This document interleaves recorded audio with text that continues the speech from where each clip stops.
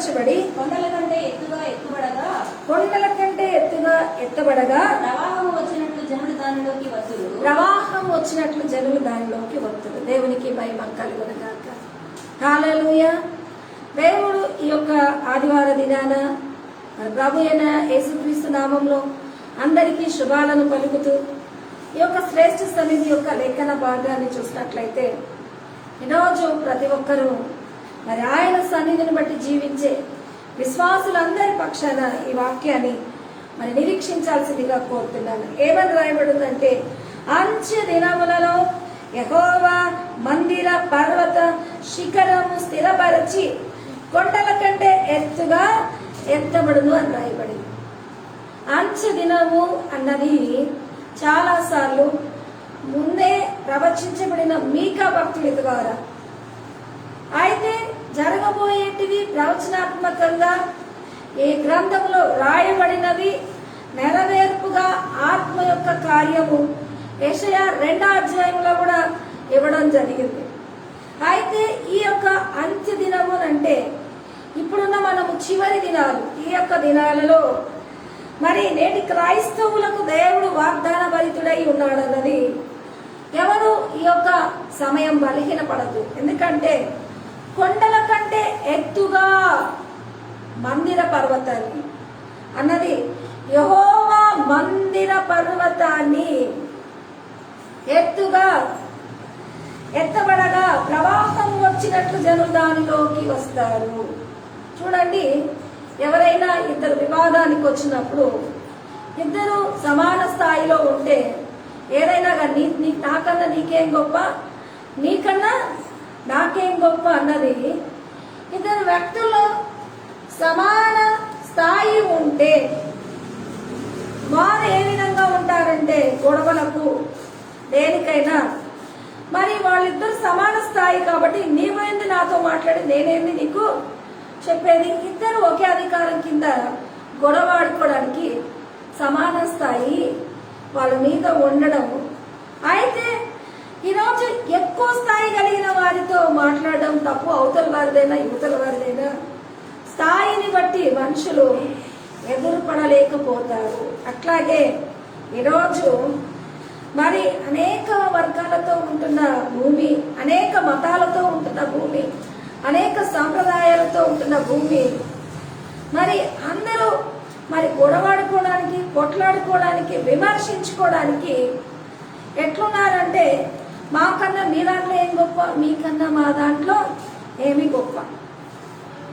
అయితే ఎవరి నమ్మకాలలో వారు, ఎవరి విశ్వాస్యతలో వారు, ఎవరు నమ్ముకున్న దాంట్లో వారు ఈరోజు వాళ్ళ వాళ్ళ ధర్మాల చొప్పున ఉన్నారు. కానీ ఈరోజు క్రైస్తవుల నిరీక్షణ విశ్వాసులకు తూలనాడబడుతున్న సమయమే. దేవుడు మరి తూలనాడబడ్డానికి దేవుడు వారితో అంటున్నాడు, కొండల కంటే ఎత్తుగా. హల్లెలూయా. ఎత్తు అన్న ఒక స్థానంలో చూస్తే అనేకము కొండల పైన వెలసిల్లి చాలా వరకు గుడులు, గోపురాలు, మరి మందిరాలు కూడా ఉన్నత స్థానంలో ఉంచుకోవడానికి, ఒక ఉన్నతాన్ని కోరుకోవడానికి భూ సంబంధమైన వాటిలో అయితే కొండలు ఎంచుకుంటారు. ఎక్కడైతే మరి ప్రాంతం ఉన్నతంగా ఉంటుందో అక్కడ దేవుడి స్థానాన్ని, ఎందుకంటే చాలాసార్లు మనుషులకు పైగా దేవుడు ఉండాలన్నది కోరుతాను. నేను కూడా చాలా మంది క్రిస్టియన్స్ ని చూస్తాను, ఇండ్ల పైన చర్చిలు కట్టడానికి దేవుడి సరికి పైన ఉండాలి అంటారు. అయితే ఈరోజు అట్ల పైన మరి కొండల పైన ఎక్కడున్నా ఈరోజు దేవుడు ఈ భూలోకంలో ఉన్న స్థానాలు కాదు, తన స్థాయి, తన పర్వతము అన్నది దేవుడు తన స్థాయిని హెచ్చించుకోవడానికి. హల్లెలూయా. యెహోవా మందిర పర్వత శిఖరమున స్థిరపరచబడి కొండల కంటే ఎత్తుగా. ఈ లోకంలో ప్రతి బిలీవ్, ప్రతి ధర్మము, ప్రతి ఒక్క విధానానికి మరి పైగా తను హెచ్చించుకొని స్థిరపరచుకోవడంలో ఆమేన్ యెహోవా ఆధిక్యత నుండి ఈరోజు మనల్ని బలపరుస్తూ ఆమేన్ ఏం మాట్లాడుతున్నాడు, ఖచ్చితంగా ఎత్తుగా ఎత్తబడును, ఆ ఎత్తబడినప్పుడు ఒక మిరాకిల్ జరుగుతుంది. అదేంటంటే స్థిరపరచబడి ఎత్తుగా ఎత్తబడినాక అనేకులు, ఏ దేవుడు తెలియని వారు అనేకులు అందులోకి వచ్చి ఏం చదవమా? సియోనులో నుండి ధర్మశాస్త్రమును, సియోనులో నుండి ధర్మశాస్త్రమును, యెరూషలేములో నుండి యెహోవా వాక్కును బయలువెళ్ళెను. యెరూషలేము నుండి యెహోవా వాక్కును బయలువెళ్ళును. యాకోబు దేవుని మందిరమునకు, యెహోవా పర్వతమునకు మనము వెళ్ళుదాము రండి. ఆమేన్. వెళ్ళుదాము రండి. ఆయన తన మార్గముల విషయమై మనకు బోధించును. ఆయన తన మార్గముల విషయమే మనకు బోధించును. మనము ఆయన త్రోవలలో నడుచుకుందుము. మనము ఆయన త్రోవలలో నడుచుకుందాం. ఎత్తుగా చేయబడి, ఎత్తుగా మరి చేయబడి స్థిరపరచబడినాక జనాలందరూ అని అంటే దేవుడు తెలియని వాళ్ళు, కుల మత భేద తారతమ్యాలు లేకుండా దేవుడు అంటే ఎవరో మరి తెలియని వారు మరి ఇప్పుడు ఎల్లుదము రండి అనటానికి ఏ విధంగా ఎత్తుబడిందంటే అసలు దేవుడి యొక్క స్థానం ఏ విధంగా అని అక్కడ చూస్తే అక్కడే 3వ అధ్యాయము 12వ వచనంలో ఏమని రాయబడిందంటే, కాబట్టి చేను దున్నబడినట్లు మీపును బట్టి సియోను దున్నబడును, యెరూషలేము రాళ్ల కుప్పలు, మందిరమున్న పర్వతం అరణ్యములో. అయితే ఇప్పుడు దున్నబడును, యెరూషలేము రాళ్ల కుప్పలు అగును. బైబిల్లో వాగ్దానం ఉంది, రాయి మీద రాయి నిలబడకుండా. చాలా సార్లు మొన్న కూడా ఇజ్రాయేల్లో యెరూషలేమును కట్టడానికి వాళ్ళు పూనుకున్నప్పుడు మరి అక్కడున్న మరి దేశస్తులు, పక్కన దేశస్తులు దమస్కు వాళ్ళు మరి ఏమేశారు, అక్కడ బాంబులు వేశారు. అక్కడ అది కట్టకుండా దాన్ని విధ్వంసం చేయడానికి మరి పక్కన దేశాలు మరి చూపించిన విరోధాన్ని బట్టి రాళ్ల కుప్పలుగా ఇజ్రాయెల్ దేశం మారింది. అయితే కట్టబడకుండా అది రాళ్ల కుప్పలు అన్నది విమర్శలకు లోనవుతున్న విషయంలో అది దున్నబడడానికి అన్నది ఈరోజు భూమి మీద ఉన్న మందిరాలకి, భూమి మీద ఉంటున్న మరి ఆయన సన్నిధికి ఈ విలువలు చేకూర్చి మాట్లాడినప్పుడు ఈ లోకానుసారంగా కట్టబడాల్సింది కాదు. ఆమేన్. చివరి దినాలలో దేవుడు కట్టాల్సింది తన జనాంగాన్ని, తన ఏర్పరచబడిన మరి వారిని. హల్లెలూయా. ఎందుకంటే చర్చిలు ఉన్నా లేకున్నా అభిప్రాయాల్లో కూర్చుకున్న దేవుని యొక్క ఉద్దేశము డిస్ట్రాయ్ అయిపోతే ఆయన సన్నిధిలో మనకు సంతోషం ఉండదు. అభిప్రాయాన్ని ఛేదిస్తే మనం ఆయన సన్నిధిని ఆనందించలేము. ఈరోజు ఆనందించాలన్నా అభిప్రాయాల్లో దేవుడు గనుడుగా ఉండాలంటే హల్లెలూయా జనాల క్రిటిసైజ్ కన్నా, జనాలు మరి ఏ విధంగా మనల్ని ఇబ్బంది పరుస్తారు వాటికన్నా మనం ఎత్తుగా ఉండడానికి మన దేవుని సన్నిధి హల్లెలూయా అనేటట్టు, చెదరగొట్టేటట్టు డౌన్ గా ఉండబడద్దు. ఆమేన్. ఏ విధంగా ఉండాలి? హైయెస్ట్ గా ఉండాలి. మేము ఇంతకు ముందు స్తుతించాం, హోలీ గోస్ట్ గొప్పదే, ఉన్నతుడు ఇట్లా అంటున్నాం. ఎందుకంటే మా నోళ్ళతో మా స్వరాలతో ఆయన గొప్పవాడుగా ఉండాలి అన్నది ఈరోజు ఇంట్లో కూడా మనము ప్రార్థన చేసుకోవాల్సింది. కానీ నేను కొన్ని విలువల్ని సాంప్రదాయంగా చూస్తున్న వాళ్ళ మధ్యన ఏదైనా కానీ దేవుడి స్థాయి ఎత్తుకుండాలి ఇట్లా అనుకుంటారు. కానీ ఈరోజు దేవుడు స్థిరపరిచి ఎత్తు చేయాల్సింది తన యొక్క మహిమ, ఆధిక్యత, తన యొక్క మందిరాల పక్షాన ఆయన పరిశుద్ధత హెచ్చిస్తూ కదా.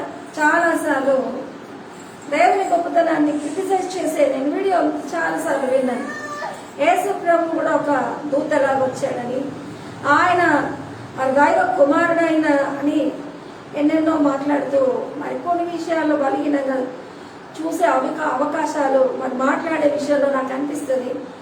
మేము ఏ దేవునికి భయపడతామో ఆ దేవుని హీనపరుస్తున్నప్పుడు దేవుడు వారిని ఏమైనా చేస్తాడేమో అన్న భయం మాలో ఉంది. వాళ్ళలో ఎందుకు లేదనిపిస్తుంది? దూషించే వాళ్ళల్లో, కూలగొట్టి మాట్లాడే వాళ్ళల్లో, కుప్పలుగా కూర్చే వాళ్ళల్లో చక్కగా చూస్తే దున్నబడిన యెరూషలేము అంటే నిందలతో మరి మోపుతున్న మరి దేవుని యొక్క నామాన్ని ఈరోజు మనుషులు అనుకోవడానికి అర్హులే, కానీ దేవుని ఉన్నతాన్ని తగ్గించి మాట్లాడేటప్పుడు వాళ్ళకి ఎందుకు భయం ఏదనిపిస్తుంది. అయితే బైబిల్లో ఉంది, వారి మందిర ఆవరణము 42 నెలలు ప్రకటనలో రాయబడింది. ఏమవుతుంది? తొక్క పడుతుంది అని రాయబడింది. అంతేకాదు పరిశుద్ధ స్థలంలో హేయమైనది కూడా కొన్నాళ్ళు ఉంటుంది అని రాయబడింది. అయితే తొక్కబడడానికి మరి హేయమైన నిలబడడానికి ఏంటంటే స్థానం తక్కువగా ఉంటే అవన్నీ క్యాజువల్గా దూరిపోయి అవన్నీ మరి ఏం చేస్తాయి? దైవత్వాన్ని, మన నమ్ముకున్న విశ్వాసతను, మన దేవుని గొప్పతనాన్ని మన మదిలో నుంచి, మన చర్చిస్లో నుంచి, మన అభిప్రాయాల నుంచి వాటిని అనగదొక్కడానికి ఏదైనా వాటిని హీనపరుస్తారు. చూడండి, యేసు ప్రభు కూడా మానవుడిగా ఉన్నప్పుడు పట్టుకొని శిలువ వేశారు, కానీ ఆత్మ ఉన్నప్పుడు ఆమె మరి భూదిగంతములకు ఆ నామము హెచ్చుగా నిలబడింది. మరి నమ్మిన వారిలో కార్యాలు జరిగిస్తూ ఉన్నది.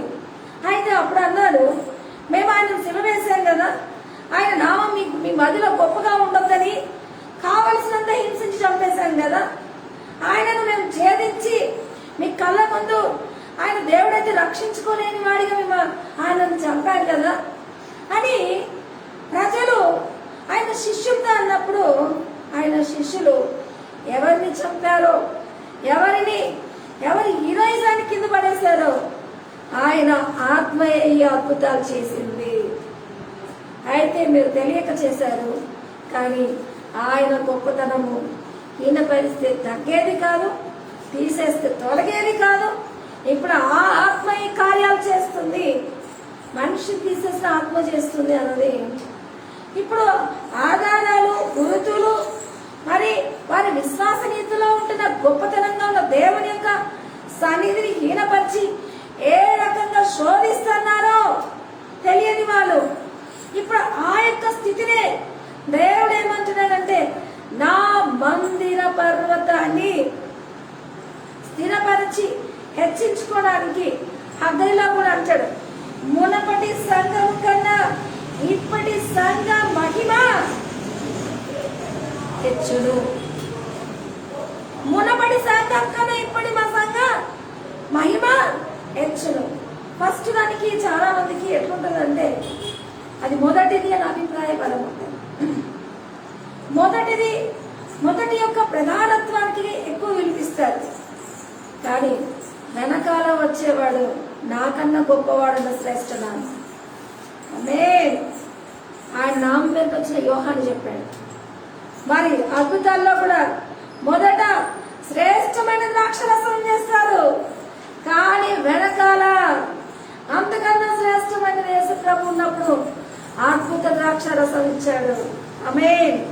ఈరోజు దేవుడి యొక్క మరి నామంలో ఆ దేవుడే చేని మరి వాళ్ళ దున్నబడిన యెరూషలేము రాళ్ళ వల్ల కుప్పలంగా ఉన్న దాని పక్షాన నేను ఎత్తుగా చేసుకొని నా పర్వతాన్ని స్థిరపరచుకొని నేను మరి ఈ కార్యం చేస్తున్నప్పుడు ఆమేన్, ఎత్తుగా ఉన్నప్పుడు జనాలే పోగాయి ఆయన అనుమతిని కోరుకున్న వారుగా ఏమంటున్నారంటే వాళ్ళందరూ కూడుకొని ఏమన్నారు, యాకోబు దేవుని మందిరమునకు యెహోవా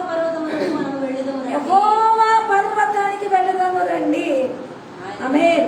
ఆయన మార్గముల విషయమై బోధించు, మధ్యవర్తి అయి ఆయన మనకు తీర్పు తీర్చు.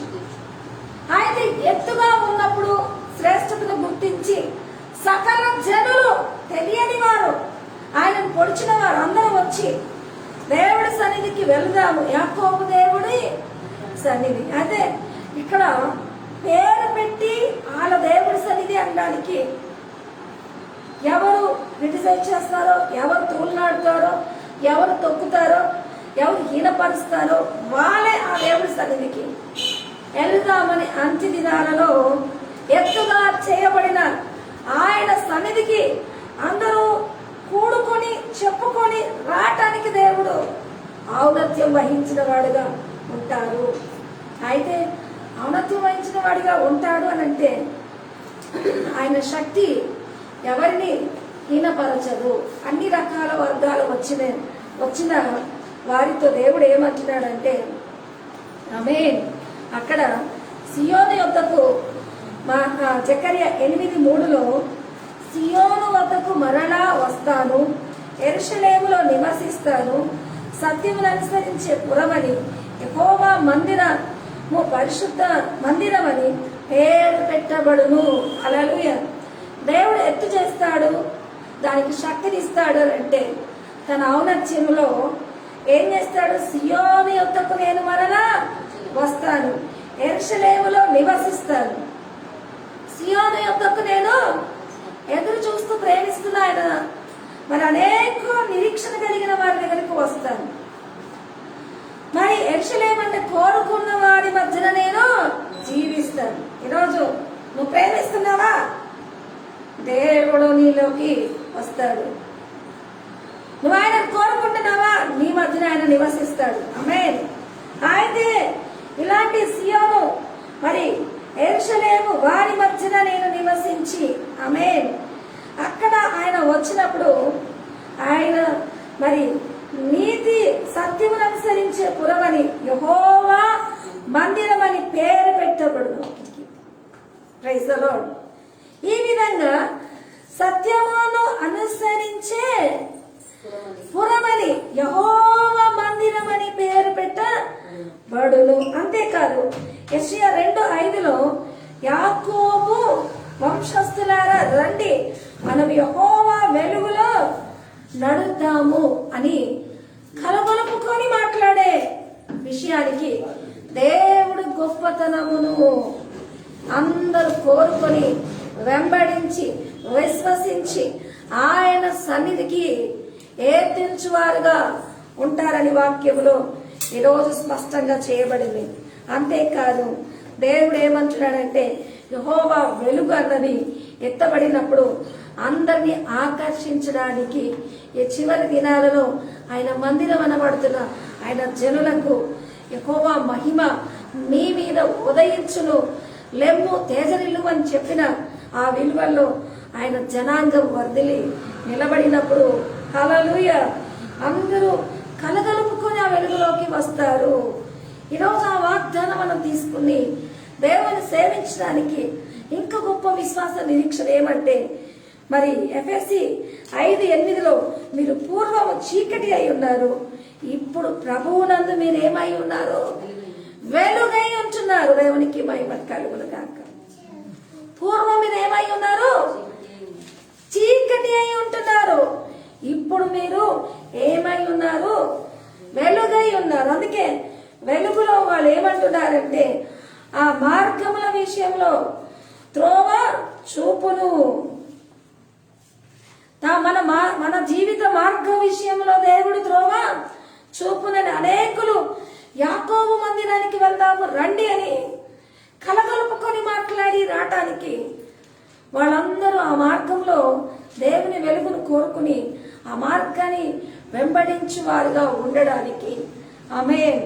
వాళ్ళు ఏ విధంగా జీవిస్తారంటే మునుపు చీకటై ఉన్నారు, ఇప్పుడు వాళ్ళు కూడా ప్రభువునందు వెలుగై ఉంటున్నారు. తొక్కిన వాళ్ళు మరి ఆయన సన్నిధిని మరి కాదన్న వాళ్ళు ఆయన వెలుగులో ఏమై ఉన్నారు? చీకటై ఉంటారు. ఇంకా వెంబడించిన వాళ్ళు, మార్గాన్ని ప్రేమించిన వాళ్ళు, రండి అని అన్యులంతా కోరుకున్న వాళ్ళు వెలుగై ఆ సత్యవర్తిని మార్గాన్ని పొందుకొని నడిచేవారుగా ఉంటారు. ఆమేన్. అయితే నేను అనుకున్నాను దేవుడి యొక్క సన్నిధి వారు ఏమి మరి పొందుకుని సేవించేవారుగా ఉంటారంటే కీర్తన 25:8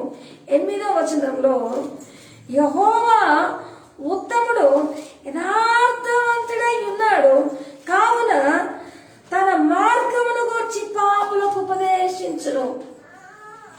ఆయన మార్గాలు కోరుకుంటున్నారు కదా. అయితే వాక్యం ఏమంటుంది? యెహోవా ఉత్తముడు. అయితే ప్రభువైన మరి దేవుని ప్రేమించు వారికి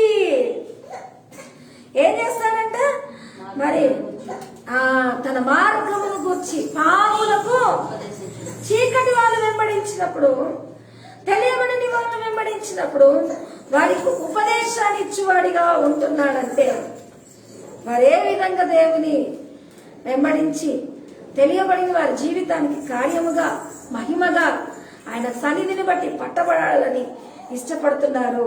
హల్లెలూయా. అందుకే వాక్యం ఏం చెప్తుందంటే మధ్యవర్తి అయి న్యాయము తీర్చును.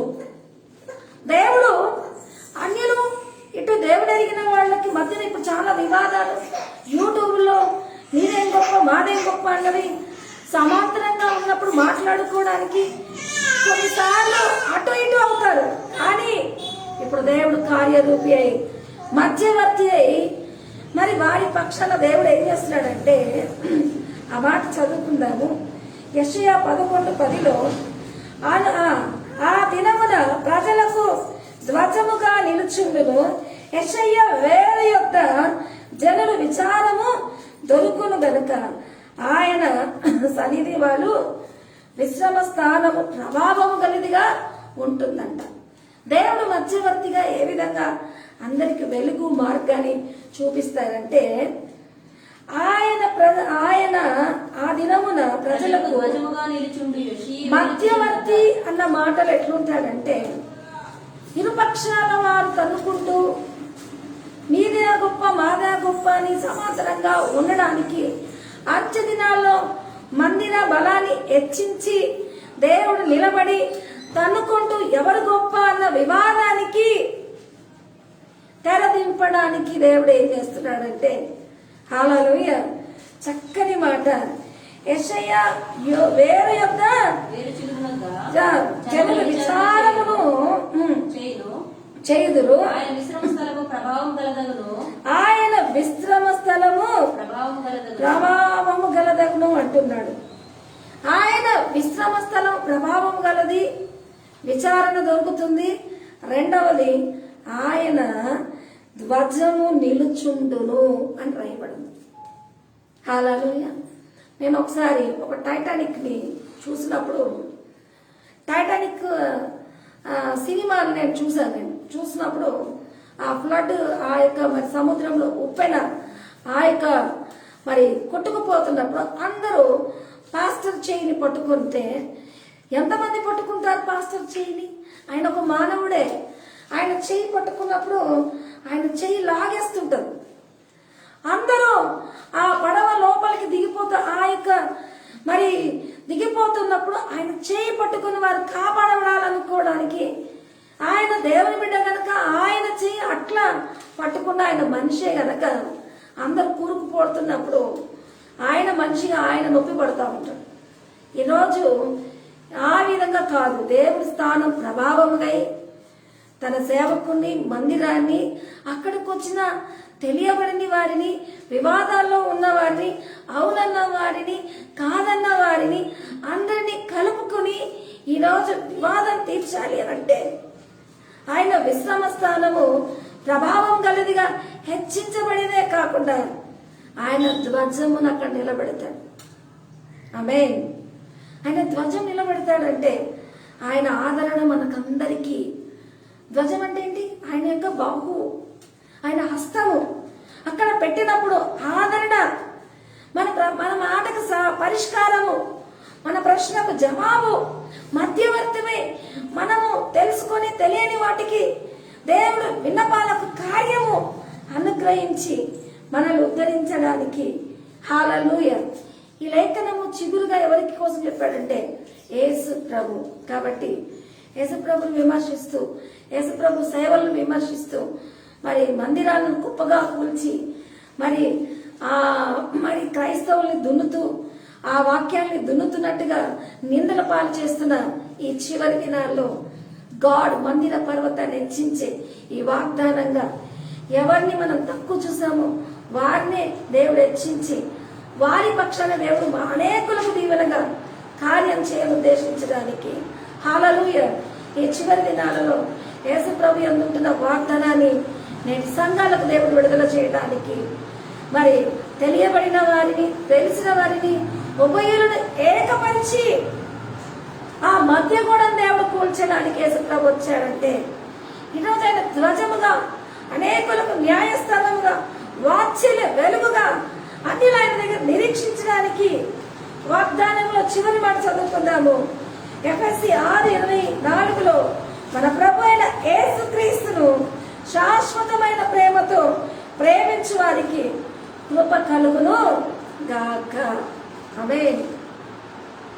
మన ప్రభు అయిన యేసుక్రీస్తును ప్రేమించు వారికి శాశ్వతమైన ప్రేమతో కృప, శాశ్వతమైన ప్రేమతో దేవుని ప్రేమించు వాళ్ళందరికీ ఆ హెచ్చైన కృప ధ్వజముగా ఈరోజు మధ్యవర్తిగా ప్రభావం కలిగినగా హెచ్చించి ఆ కృపలో ప్రతి విశ్వాసిని, ప్రతి సంఘాన్ని, ప్రతి మినిస్ట్రీని దేవుడు ఆదరించి హెచ్చించి దీవించి మరి ప్రతిదాన్ని పైకి లేపినప్పుడు రండి యాకోబు మందిరానికి వెళ్దాము అని అనేకులు మరి దేవుడి సన్నిధికి వెంబడించే వారిగా ఉంటారు. యుద్ధం చేయడానికి వాళ్ళు పట్టుకున్న కత్తుల్ని, మరి యుద్ధం చేయడానికి వాళ్ళు పట్టుకున్న మరి ఈటల్ని అక్కడ ఏం రాయబడిందంటే ఆ మచ్చు కత్తులు గాను, రెండవది వాటిని మరి నాగటి గాను నేను చేస్తానన్నాడు.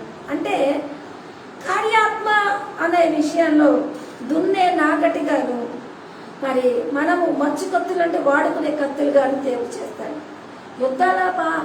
యుద్ధాలు తీసుకునే వాటికి పొడిచి చంపుకోవాల్సిన మాటల్ని కార్యములుగా చేస్తాడంటే ఎంతవరకు విమర్శింపబడిన విషయంలో దేవుని బిడ్డలకు ఆధారం దొరక్క మన భక్తి, విశ్వాసిత, మన దేవుని విలువలు త్రొక్కబడ్డానికి, అనేకులు అవమానించడానికి ఇంతవరకు సంఘాలు, సేవలు విమర్శకు పాత్రమై ఉన్నాయేమో. కానీ ఈరోజు మరి దున్నబడ్డానికి ఏ విధంగా వర్షానికి చేలు దున్ని అంటే ఫలభరితం అవ్వటానికి, మచ్చు కత్తులుగా అంటే వాడుకునే కత్తులుగా మారటానికి, ఈరోజు ప్రతి దానిని ఆశీర్వదించడానికి, ప్రతి వివాదాన్ని సమసిపోవడానికి ఆయన విశ్రమ స్థానాన్ని ప్రభావంగా హెచ్చించి తన ధ్వజబలము ద్వారా అందరికీ వెలుగును కార్యాన్ని, సత్యం యొక్క ఆదరణ ఇచ్చి మరి ఇటు నుంచి అన్యులు, అటు నుంచి దేవుడి జనాంగము అందరూ దేవుని మందిరము ఎత్తబడినప్పుడు అనేకులు నిరీక్షణ ఆధారంగా దేవుడు మరి ఆ కృపయు సమాధానం ప్రతి ఒక్కరికి అనుగ్రహిస్తాడు. దేవుడి వాక్యాన్ని దీవించి విశ్వాసతలో ప్రతి బిడ్డల్ని, ప్రతి ఒక్క విశ్వాసిని ఆయనను అన్నవారినైనా, యేసు ప్రభు దేవుడు కాడని చెప్పిన వారినైనా కూడా మరి వారి యొక్క వివాదాలకు న్యాయము, కార్యము, ప్రభావంలో ఆయన యొక్క ఆదరణ, కృప అందరికీ దొరికి అందరూ ఆదరించబడను కాక. దేవుడి మాటలు వీరించను కాక. అందరం అదే విధంగా మోకరిద్దాము.